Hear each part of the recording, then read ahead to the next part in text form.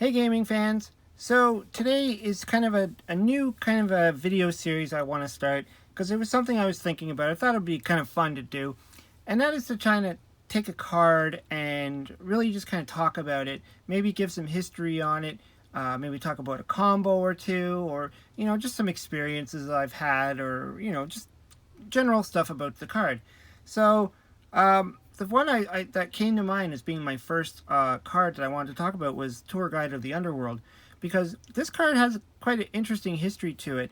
Because when this card came out, it was kind of crap. Nobody cared about it. And I remember, I think it was like a secret rare. I'm trying to remember the rarity of this.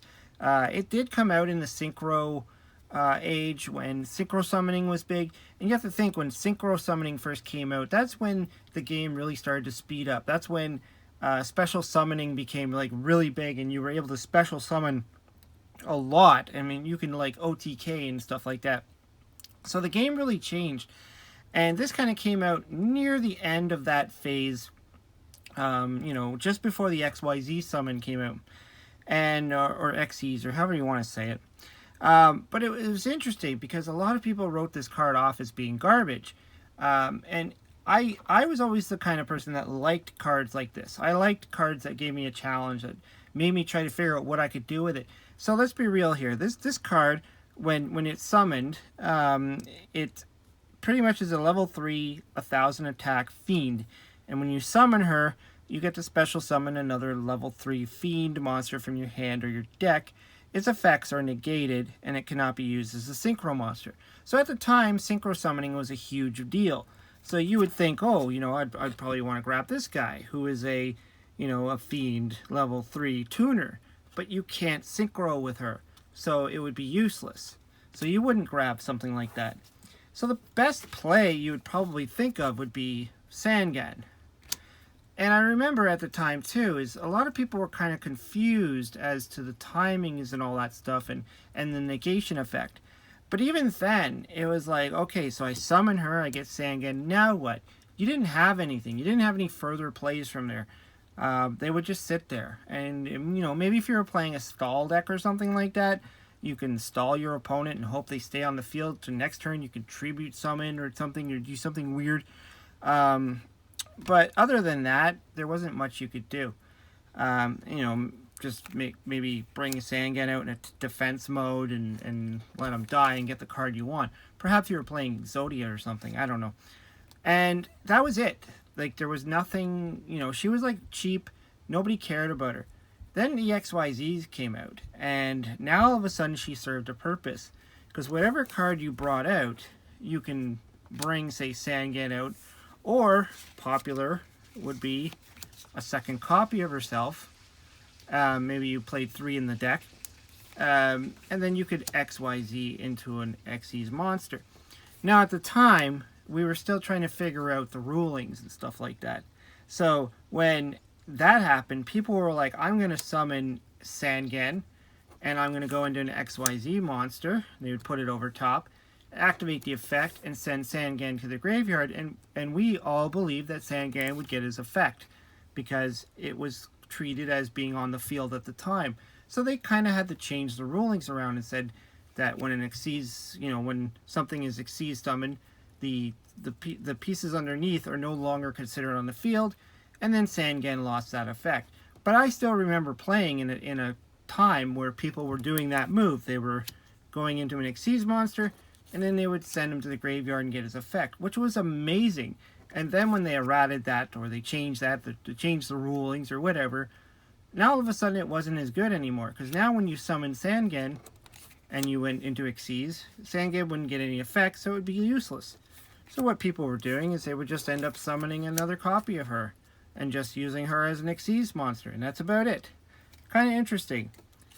Then later on, things like Tour Bus from the Underworld came, and this is kind of like sort of like her counterpart. When this card is sent to the graveyard, target one monster in either player's graveyard except Tour Bus from the Underworld. Shuffle that card into the deck. So in this case, you wouldn't want to Xyz with her because you want her to hit the graveyard, and perhaps you'd want to use her effect for whatever reasons. It's kind of interesting that that card came around. Then the other cards that people started to use were the Jins. This is Jin, Demolisher of Rituals, which is legal in today's format, the time I'm recording this. But the other one that people would usually summon, I think it was called Jin, Releaser of Rituals, would be like if you use this card as a ritual summon, your opponent cannot special summon monsters as long as that ritual monster was on the field. This one actually is okay. It allows the ritual monster to not be targeted. So, you could still use it today to bring out stuff like that and then ritual summon away. The other deck that kind of became popular was the Burning Abyss monsters. And that's what made Tour Guide really shine, was it could pretty much pull out any of the Burning Abyss monsters. And these guys were, this deck was pretty strong. It was pretty powerful. It was like a tier 1 deck. Tier 1, tier 2 kind of deck, and people played it a lot. And I lost to this deck a lot because, there's a lot of synergy in the deck. These things always replace themselves. It was a really annoying deck. But overall, I just thought that Tour Guide was just an amazing monster and always seems to be, relevant in any format that she's in.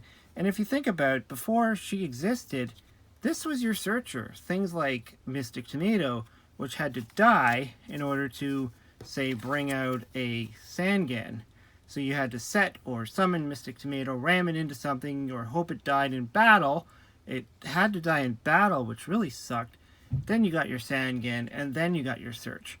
So now you got the Tour Guide that can bring out the Sangan and go nuts. So you can bring out Sangan, tribute them for something.